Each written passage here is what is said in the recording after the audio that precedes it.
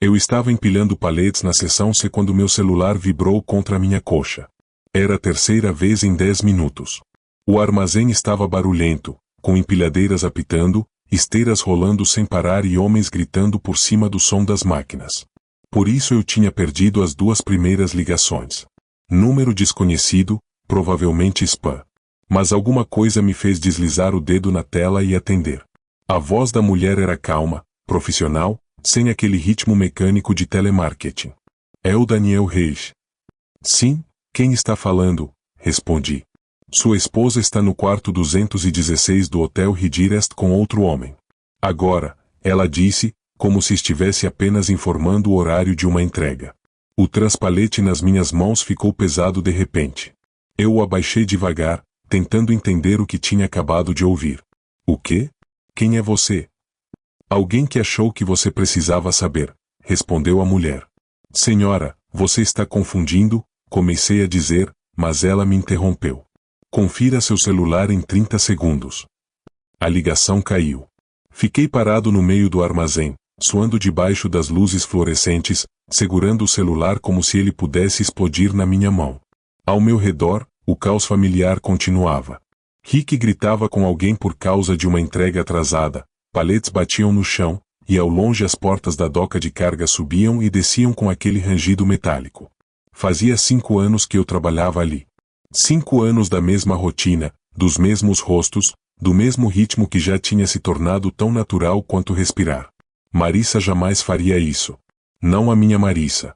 Nós estávamos juntos desde os 17 anos e casados havia 8. Naquele dia, ela supostamente estava na casa da mãe, ajudando em uma faxina de primavera.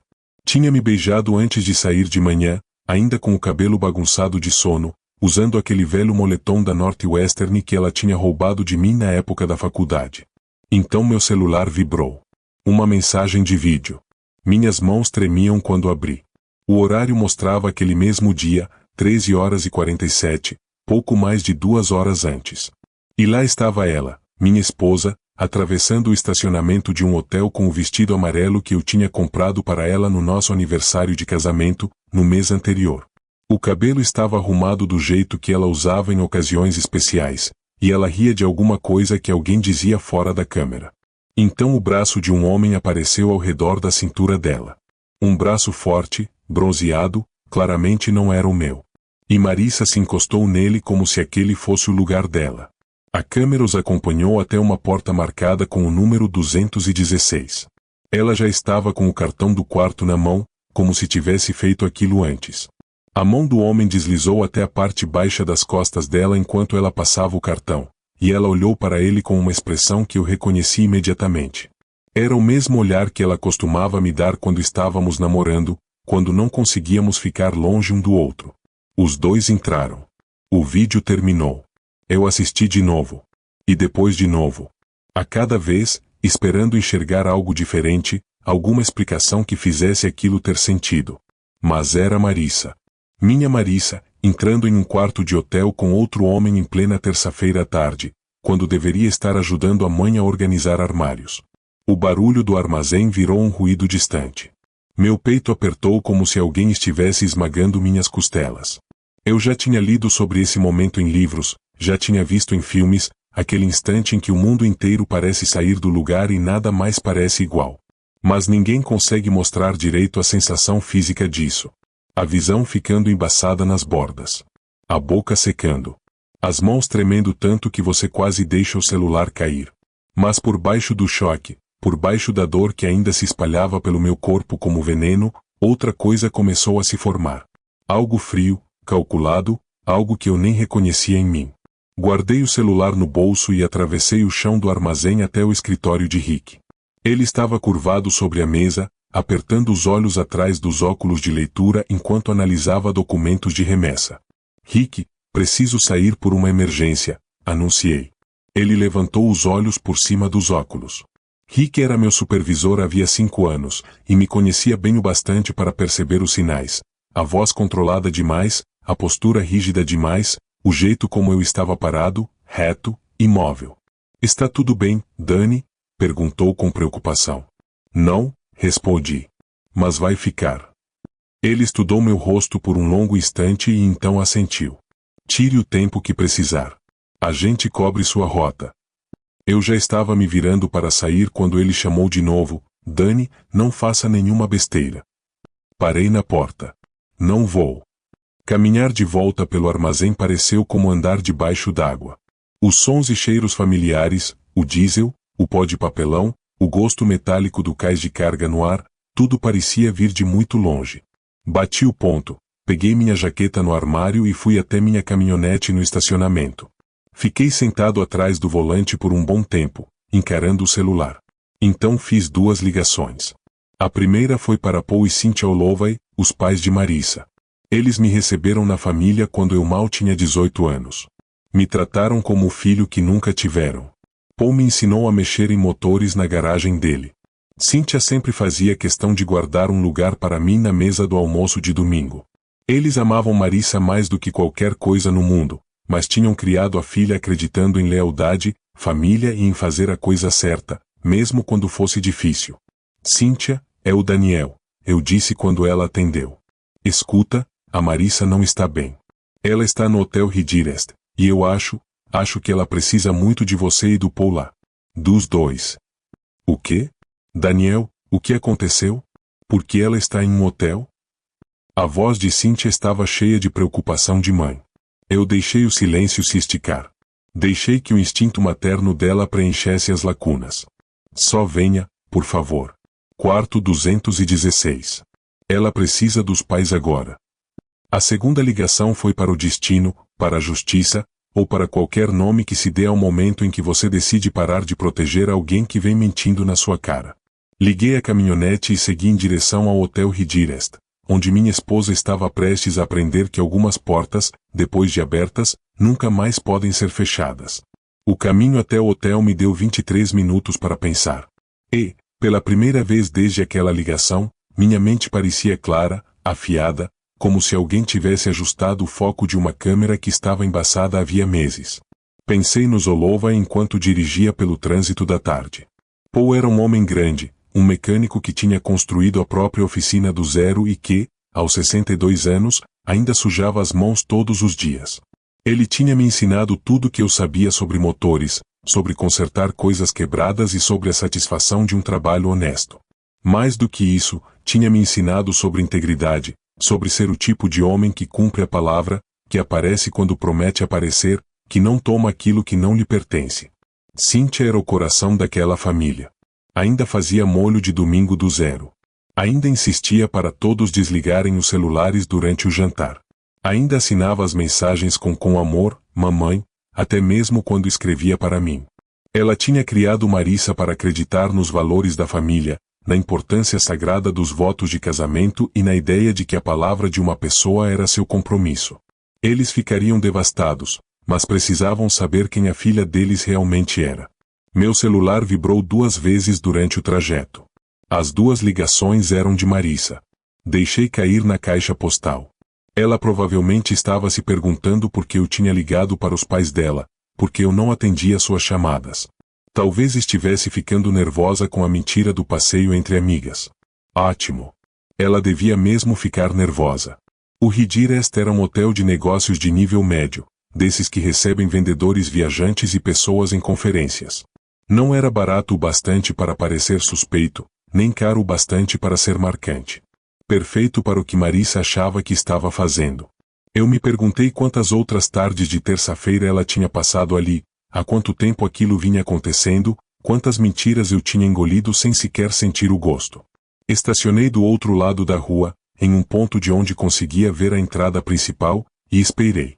Os Holloway dirigiam um Camry prata que Paul tinha comprado usado e mantinha em perfeito estado havia 6 anos. Quando vi o carro entrando no estacionamento do hotel, meu pulso acelerou. Observei os dois saírem. Paul usava uma calça jeans boa e uma camisa de botão, a roupa que Cynthia o fazia vestir quando iam a algum lugar mais arrumado do que a loja de ferramentas. Ela estava com um vestido azul marinho de pequenas flores, o mesmo que usava para ir à igreja. Os dois pareciam confusos, preocupados. Cynthia apertava a bolsa contra o peito, do jeito que fazia quando estava ansiosa.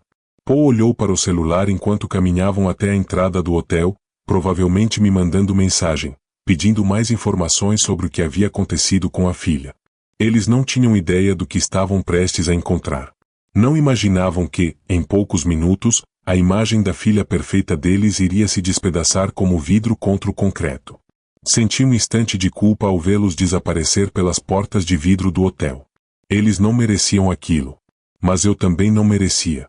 E, se Marissa tivesse pensado nos sentimentos dos próprios pais, talvez não estivesse no quarto 216 com outro homem. Esperei exatamente 3 minutos, tempo suficiente para eles pegarem o elevador até o segundo andar, encontrarem o quarto 216 e baterem na porta.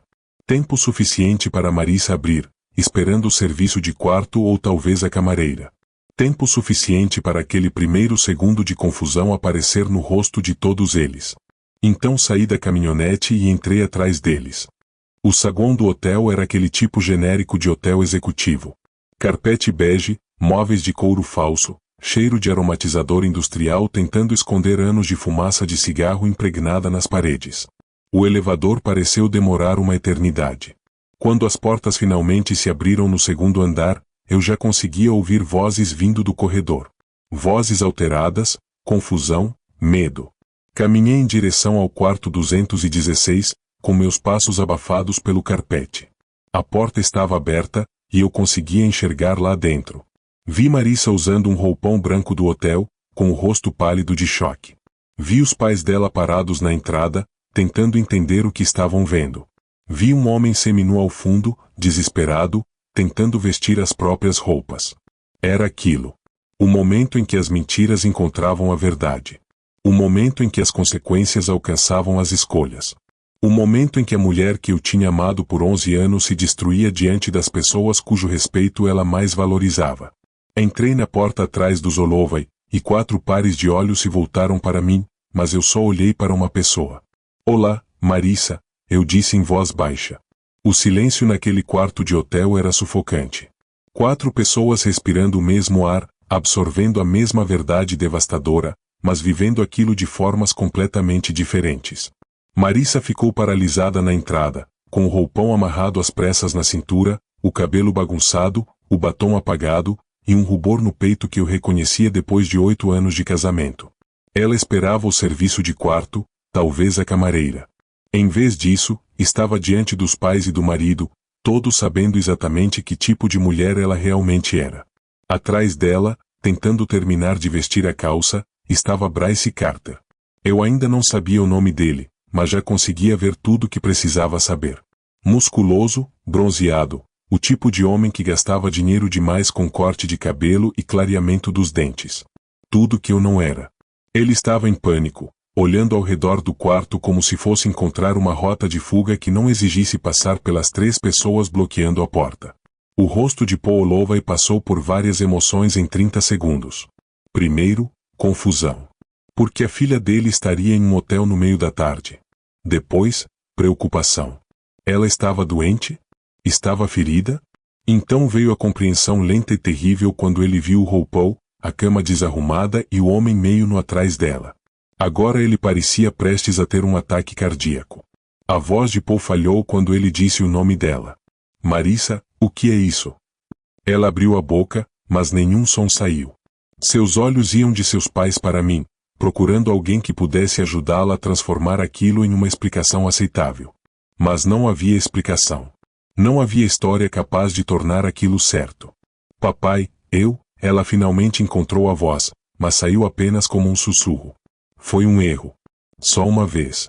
Eu juro que foi só uma vez. Foi nesse momento que percebi que ela ainda não entendia. Ainda achava que aquilo era sobre sexo, sobre a traição física. Ela não fazia ideia de que a ferida mais profunda era a mentira, a enganação cuidadosa, o jeito como olhava nos meus olhos todas as manhãs e todas as noites enquanto vivia uma vida completamente diferente. Bryce finalmente conseguiu vestir a calça e deu um passo à frente, tentando assumir o controle da situação. Olha, eu sei que isso parece ruim, mas, ele não terminou a frase. O punho de Paul Holloway acertou o queixo dele e o jogou para trás contra a parede. Para um mecânico de 62 anos, Paul ainda tinha muita força no braço direito. A voz de Paul saiu baixa, mortal. Não. Não diga mais uma palavra. Bryce ficou encostado na parede, segurando o queixo, com os olhos arregalados de choque. Provavelmente não estava acostumado com consequências. Provavelmente estava acostumado a sair das situações usando charme, fazendo piadas, fingindo que nada era sério. Mas Paul Olovay não estava rindo. Você tem esposa? Paul perguntou friamente. Bryce assentiu, ainda segurando o queixo. Filhos? Paul insistiu. Outro aceno. A bota de Paul acertou as costelas dele. Não forte o bastante para quebrar algo, mas forte o suficiente para deixar claro o recado. Saia. Saia antes que eu mesmo o arraste até a sua esposa e conte a ela que tipo de homem ela casou. Bryce pegou a camisa e os sapatos e tropeçou em direção à porta, passando por nós sem encarar ninguém. A porta bateu atrás dele, deixando apenas a família no quarto. Ou o que restava da nossa família. Cynthia não tinha dito uma palavra desde que entrou no quarto. Ela encarava a filha como se estivesse olhando para uma desconhecida. A mulher que tinha criado Marissa para acreditar nos votos de casamento, na lealdade familiar, no tipo de caráter moral que não se dobra quando é conveniente.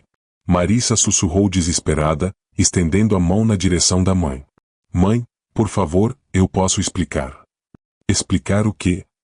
Falei pela primeira vez desde que entrei no quarto, e minha própria voz soou estranha aos meus ouvidos. Calma. Vazia. Explicar como você mentiu na minha cara durante meses? Explicar como me beijou hoje de manhã e veio para cá transar com outro homem? Explicar como me fez parecer um idiota diante de todo mundo que conhecemos? As lágrimas já escorriam pelo rosto dela. Daniel, por favor. Isso não significa nada. Eu te amo. Eu sempre te amei. Balancei a cabeça com firmeza. Não. Você amava a segurança que eu te dava. Amava ter alguém para voltar quando terminava de brincar. Mas você não me ama. Você não me respeita. E com certeza não respeita os votos que fizemos. Ela soluçava agora, tentando se aproximar de mim, mas eu dei um passo para trás. Eu já tinha visto lágrimas suficientes. Já tinha ouvido desculpas suficientes. Nada disso mudava o que ela tinha feito. Nada disso apagava meses de mentiras. Pode ficar com o roupão, eu disse com uma frieza definitiva. Só não volte para minha casa. Nós acabamos. Daniel, não, ela implorou. Mas eu já estava me virando para sair. Eu não tinha mais nada a dizer para ela. Nós tínhamos acabado, e os dois sabíamos disso. Atrás de mim, ouvi a voz de Paul, baixa e final. Você envergonhou todos nós, Marissa. Também não volte para nossa casa. Você não é mais nossa filha. A última coisa que ouvi enquanto caminhava pelo corredor do hotel foi o som de Marissa chorando sozinha naquele quarto, com a porta se fechando sobre a vida que ela escolheu jogar fora. 3 dias depois, descobri a identidade da minha denunciante anônima. René Carter bateu na porta do meu apartamento às 7 da noite, segurando uma pasta parda e usando a expressão cansada de alguém que carregava segredos havia tempo demais. Você é Daniel Reis, ela disse. Não foi uma pergunta. E você é a mulher que me ligou, respondi, reconhecendo a voz dela. Ela assentiu. Posso entrar? Acho que precisamos conversar. Meu apartamento estava quase vazio. Eu tinha levado apenas o necessário quando saí de casa, deixando todo o resto para Marissa resolver. Um sofá, uma televisão, utensílios básicos de cozinha. Parecia o lugar de alguém que estava começando de novo, o que, no fundo, era verdade. René se sentou no meu sofá e abriu a pasta. Lá dentro havia fotografias, extratos bancários, recibos de cartão de crédito e o que parecia ser uma linha do tempo escrita com letra organizada. Meu marido é Bryce Carter, ela explicou. O homem que estava com sua esposa. Estudei o rosto dela. Devia estar no começo dos 30 anos, bonita de um jeito discreto, com uma inteligência nos olhos que deixava claro que ela não deixava muita coisa passar. Há quanto tempo você sabe sobre Marissa, especificamente? 3 semanas. E sobre os casos dele em geral? 6 meses, respondeu ela, de maneira direta. Ela espalhou os documentos sobre a minha mesa de centro como provas em um julgamento. Porque era exatamente isso. Percebi que ela vinha montando um caso. Bryce acha que é esperto, continuou ela. Mas é preguiçoso quando tenta cobrir os próprios rastros. Começou a ir à academia em horários estranhos, a se preocupar mais com a aparência, a comprar perfumes caros. Sinais clássicos. Então eu também comecei a prestar atenção. Os extratos bancários mostravam cobranças no Hotel Ridgecrest voltando 4 meses no tempo. Sempre nas tardes de terça-feira. Sempre o mesmo valor de quarto. Os recibos do cartão mostravam compras em lojas de lingerie e em restaurantes onde eu sabia que Marissa nunca tinha mencionado ter ido. Contratei um investigador particular, René disse. Consegui fotos dele com 3 mulheres diferentes nos últimos 6 meses. Sua esposa foi a mais recente. Ela me entregou uma foto de Marissa e Bryce de mãos dadas no estacionamento do hotel. Eles pareciam confortáveis juntos, familiares, como se já fizessem aquilo havia tempo. Por que você simplesmente não confrontou seu marido? Perguntei. Porque confrontá-lo em particular daria a ele a chance de manipular a situação, de fazer promessas que não cumpriria, de virar tudo contra mim e fazer parecer que a culpa era minha. Ela juntou os papéis de volta na pasta. Eu queria justiça, não drama. Queria consequências que realmente ficassem. Então você me ligou, eu disse, entendendo. Eu pesquisei sua esposa primeiro. Descobri sobre a família dela, sobre as postagens nas redes sociais dizendo como era abençoada por ter um casamento maravilhoso. Eu sabia que expô-la diante dos pais seria muito mais devastador do que qualquer confronto particular. Eu precisava admitir que a eficiência dela era impressionante. E seu marido perdeu o emprego ontem. Acontece que um dos outros casos dele era com uma colega de trabalho. E quando o marido dessa mulher ligou para a empresa, decidiram que Bryce era um problema. Ele também perdeu acesso às nossas contas conjuntas, e eu entrei com pedido de divórcio e guarda total dos nossos filhos. Ela se levantou, ajeitando a saia. Eu não liguei para te machucar, Daniel. Liguei porque você merecia saber a verdade e porque eu sabia que você lidaria com isso da maneira certa. O que fez você pensar isso? Perguntei, curioso. Conversei com pessoas do seu armazém. Todos disseram a mesma coisa. Que você é decente, honesto, leal. O tipo de homem que merece coisa melhor do que aquilo que sua esposa estava te dando. Ela parou na minha porta. Sinto muito por você ter passado por isso, mas não sinto muito pela forma como terminou. Depois que ela foi embora, fiquei sentado no meu apartamento silencioso, pensando na diferença entre vingança e justiça. Vingança era emocional, imediata, satisfatória por um momento, mas no fim vazia. Justiça era paciente, cuidadosa e permanente. René Carter entendia essa diferença. Ela não queria apenas ferir as pessoas que a tinham ferido. Ela queria restaurar a ordem natural das coisas, garantir que ações tivessem consequências proporcionais. Peguei meu celular e olhei para as ligações perdidas de Marissa. 17 nos últimos 3 dias, além de dezenas de mensagens que eu não tinha lido. Apaguei todas e bloqueei o número dela. Algumas portas, depois de fechadas, devem permanecer assim.